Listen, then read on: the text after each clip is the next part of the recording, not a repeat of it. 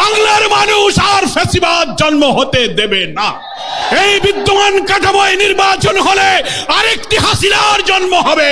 বিদ্যমান রাষ্ট্র কাঠামোতে যদি আবার নির্বাচন হয় তাহলে এই কাঠামোতে আরেকটি ফ্যাসিবাদের জন্ম হবে। জুলাই সনদের আইনি ভিত্তি দিয়ে তার ভিত্তিতেই আগামী নির্বাচন হতে হবে। এখন একটি দল বাধার সৃষ্টি করে, প্রতিবন্ধকতা সৃষ্টি করে বলছেন এই সাংবিধানিক সংস্কার, এত সব সংস্কার নির্বাচনের আগে আইনি ভিত্তি দিয়ে সংস্কার করার কি প্রয়োজন?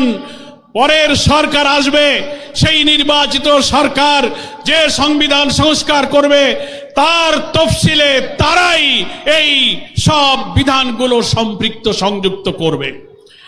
এটা হচ্ছে গণ আকাঙ্ক্ষার সাথে বিরোধিতা। গত 5 আগস্ট প্রধান উপদেষ্টা জাতীয় সংসদের দক্ষিণ প্লাজায় যে জুলাই ডিক্লারেশন, জুলাই ঘোষণা পেশ করেছিলেন, আমরা লেভেল প্লেইং ফিল্ডের ক্ষেত্রে যে রক্ষা করা হয়নি, গোপনীয়তা রক্ষা করে জুলাই ঘোষণার মধ্যে একটি বিশেষ মহলের চিন্তায় এই জুলাই ঘোষণা ড্রাফট করে সেখানে গণ আকাঙ্ক্ষার বিপরীত অনেক কিছু সম্পৃক্ত করা হয়েছিল। আমরা এটা সংশোধন করতে বলেছি। তার 25 নম্বর অনুচ্ছেদে বলা হয়েছিল এর পরবর্তী সরকার এসে সংবিধানে এই সংস্কার এবং জুলাই সনদ বাস্তবায়ন করবে। এটা গণ আকাঙ্ক্ষা নয়। আমরা বলেছি এই ইলেকশনের আগেই আইনি ভিত্তি দিতে হবে এবং এই 84টি সাংবিধানিক এবং রাজনৈতিক নানান সংস্কারে আমরা যে ঐক্যমত্য পোষণ করেছি, আরো 20টির মধ্যে প্রায় 8টি নোট অফ ডিসেন্ট যারা দিয়েছেন, বাকি যে আমরা একমত হয়েছি এই সংস্কারের বিষয়গুলোকে জুলাই সনদে অন্তর্ভুক্ত করে এটাকে কনস্টিটিউশন ওয়ার্ল্ডার সংবিধান আদেশ দিয়ে এবং গণভোটের মাধ্যমে নির্বাচনের আগেই আইনি ভিত্তি দিতে হবে। তা না হলে দেশ একটি মহা দুর্যোগের দিকে পড়ে যেতে পারে। আমি প্রধান উপদেষ্টার কাছে বিনয়ের সাথে নিবেদন করে দিও, আপনি এই দক্ষিণ প্লাজা জাতীয় সংসদে জুলাই ঘোষণার দিনও লিখিত অঙ্গীকার করেছেন যে আমরা বিদ্যমান রাষ্ট্র কাঠামোকে সব জায়গায় সংস্কার করব। কই আজকে যারা বলছেন নির্বাচিত পরের সরকার এসে সেটা সংস্কার করবে, তার অর্থ হলো এই দলেরই বড় স্থায়ী কমিটির নেতারা বক্তৃতায় বলছেন এখন আপনারা যত আইন সংস্কার করেন, যত কিছু বানান না কেন, আমরা ক্ষমতায় গিয়ে তা মুছে দেব।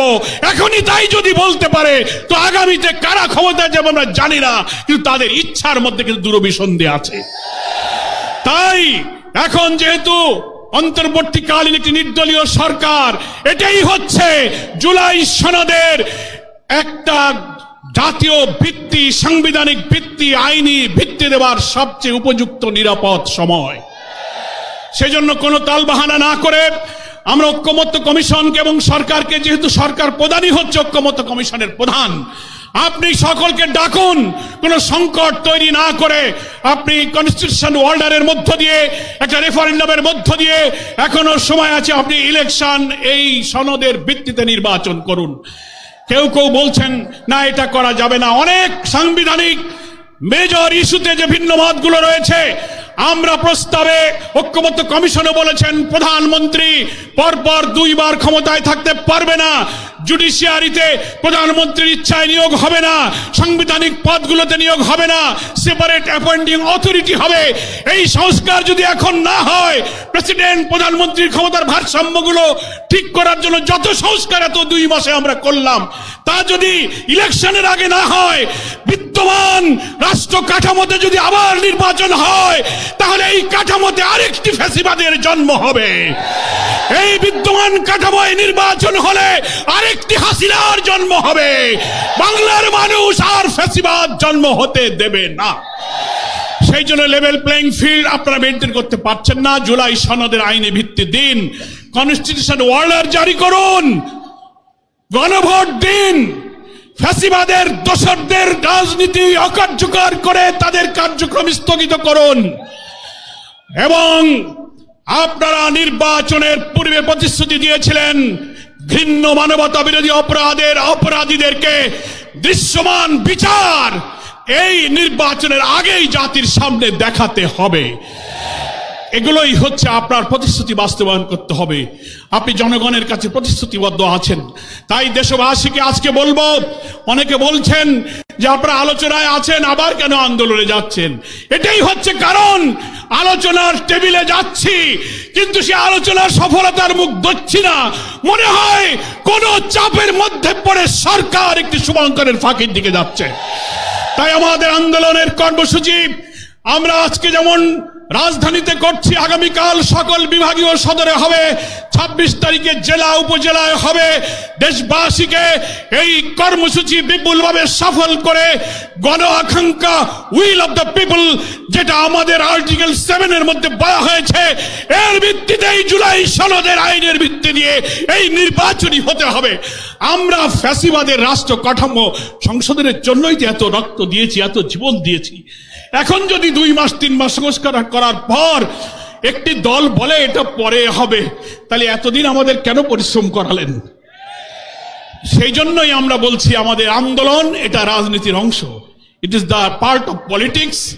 আমাদের আন্দোলন জনগণের আকাঙ্ক্ষা তুলে ধরার জন্য, আমরা আলোচনার টেবিলে নিষ্পত্তি হওয়ার জন্য আশাবাদী। আমরা নিরাশ নই। দাবি পিআর মানতে হবে। 70% লোক সার্ভেতে বলেছে পিআরের পক্ষে। কমিশনে 31টি দলের 25টি দল পিআরের পক্ষে। আপনারা বলছেন পিআর খায় না, মাথায় দেয়। আপনারা বলছেন যে দেশের লোকেরা ভোট ইভিএম বোঝে না, তারা পিআরও বোঝে না। কোন রাজনৈতিক ব্যক্তিত্ব সম্পন্ন লেখা বলতে পারে না। আমরা চ্যালেঞ্জ দিচ্ছি, গণভোট দিন। পিআর পক্ষে আছে কি বিপক্ষে আছে? জনগণ যদি পিআর মানে তো আপনাদেরকেও মানতে হবে। আর জনগণ যদি বিপক্ষে যায়, আমরা জামাত ইসলামী তা মেনে নেব। কিন্তু কেন আপনারা গণভোটকে ভয় পাচ্ছেন? ভয় পাচ্ছেন কেন?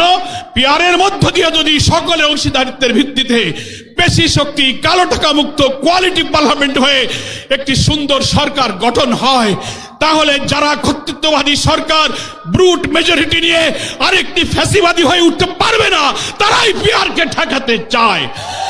আসুন 5 দফা দাবির ভিত্তিতে গড়ে ওঠা এই আন্দোলনকে দাবি আদায় না হওয়া পর্যন্ত আমরা অব্যাহত রাখার অঙ্গীকার করে আজকে রাজধানী ঢাকার এই সমাবেশ থেকে বিদায় নিয়ে এখনই বিক্ষোভ মিছিলে যোগদান করব।